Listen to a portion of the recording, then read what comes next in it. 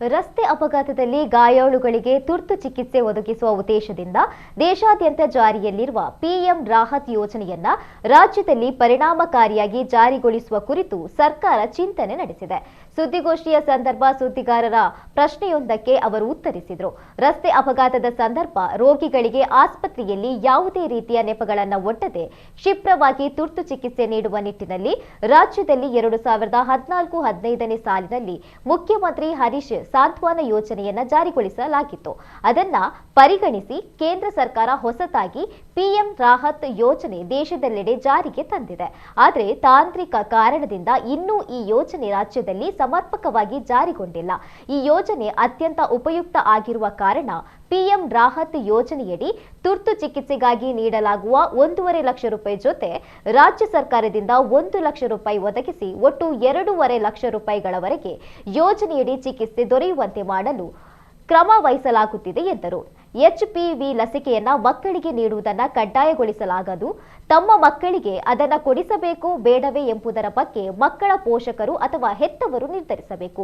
ಈ ಕುರಿತಂತೆ ಪ್ರತಿ ಶಾಲೆಗಳಲ್ಲಿ ಜಾಗೃತಿ ಮೂಡಿಸುವ ಕೆಲಸ ಮಾಡುವುದಕ್ಕಾಗಿ ಪ್ರತಿ ಶಾಲೆಗಳಿಗೂ ಭೇಟಿ ನೀಡಲಾಗುತ್ತಿದೆ ಎಂದರು.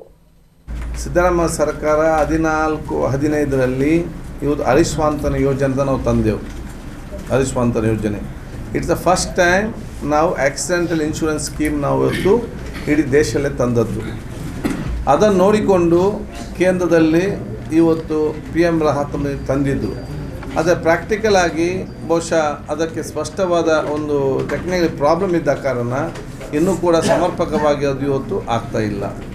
ಅದಕ್ಕಾಗಿ ನಾವು ಕೂತ್ಕೊಂಡು ಚರ್ಚೆ ಮಾಡಿ ನಾವು ಬಹುಶಃ 1 ಲಕ್ಷ ನಾವು ಕೂಡ ರಾಜ್ಯ ಸರ್ಕಾರದಿಂದ ಕೊಟ್ಟು ಆ 1.5 ಪ್ಲಸ್ 1 ಲಕ್ಷ ನಾವು ಕೊಟ್ಟು ಅದಕ್ಕೆ ಒಂದು ಸ್ಟ್ರೀಮ್ಲೈನ್ ಮಾಡಿ ಅದು ಸಿಸ್ಟಮ್ಯಾಟಿಕ್ ಆಗಿ ನಾವು ಅದನ್ನು ಮುಂದಿನ ಜಾರಿಗೆ ತರ್ತೇವೆ. ಎತ್ತರಿಗೆ ಹೋಗಿ ಕೌನ್ಸಿಲಿಂಗ್ ಮಾಡಿ ಈ ರೀತಿ ತಗೊಳ್ಳೋದು ಅಗತ್ಯತೆ ಮೇಲೆ ಸಂಪೂರ್ಣವಾಗಿ ಅದನ್ನು ನಾವು ಇವತ್ತು ಅದನ್ನು ಇನಿಷಿಯೇಟ್ ಮಾಡ್ತಾ ಇದ್ದೇವೆ. ಬಹುತ ಯಶಸ್ವಿ ಕೂಡ ಆಗಿದೆ. ಇಡೀ ದೇಶದಲ್ಲಿ ಇವತ್ತು ನಡೀತಾ ಇದೆ. ಇದನ್ನು ನಾವು ಇದರ ಉತ್ತಮವಾದ ವಿಚಾರ ಏನು, ಯಾಕೆ ನಾವು ಕೊಡ್ತಾ ಇದ್ದೇವೆ, ಇದರ ಸಲುವಾಗಿ ಕಡಿಮೆ ಆಗ್ತದೆ. ಇದನ್ನು ನಮಗೆ ಕೊಟ್ಟಂಥ ಮಾಹಿತಿ ಏನಿದೆಯಾ ನಮ್ಮ ಸೈಂಟಿಸ್ಟ್ ಮತ್ತು ಏನು ರಿಪೋರ್ಟ್ ಕಂಪನಿ ಕೊಟ್ಟಿದ್ದಾರೆ ಅದನ್ನು ನಾವು ಜನರಿಗೆ ಮುಟ್ಟಿಸ್ತಾ ಇದ್ದೇವೆ. ಅವೇರ್ನೆಸ್ ಪ್ರೋಗ್ರಾಮ್ ಮಾಡ್ತಾ ಇದ್ದೇವೆ. ಶಾಲೆಗೆ ನಾವು ಹೋಗ್ತಾ ಇದ್ದೇವೆ. ಆದಷ್ಟು ಅದಕ್ಕೆ ನಾವು ಪ್ರಯತ್ನ ಪಡ್ತಾ ಇದ್ದೇವೆ. ಆದರೆ ನೀವು ಕಡ್ಡಾಯ ಅಂತ ಮಾಡಲಿಕ್ಕೆ ಆಗೋದಿಲ್ಲ. ಯಾಕೆಂತ ಹೇಳಿದರೆ ನನ್ನ ಮಗಳಿಗೆ ಏನು ಔಷಧ ಕೊಡಬೇಕಂತೇಳಿ ನಾನು ತೀರ್ಮಾನ ಮಾಡಬೇಕು.